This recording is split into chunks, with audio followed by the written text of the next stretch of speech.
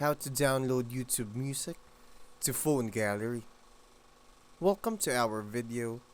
A lot of people ask how to download YouTube music straight to their phone gallery as MP3. And the truth is, you can't directly do that. There are sites and apps out there that claim to convert YouTube into MP3 files, but using them comes with risks like viruses, ads, or even compromised accounts. It's really not worth it. The best and safest option is through YouTube Music Premium. With a subscription, you can tap the download button on any track or playlist in the YouTube Music app. Once downloaded, your songs will be available offline in the app itself, so you can listen without internet anytime.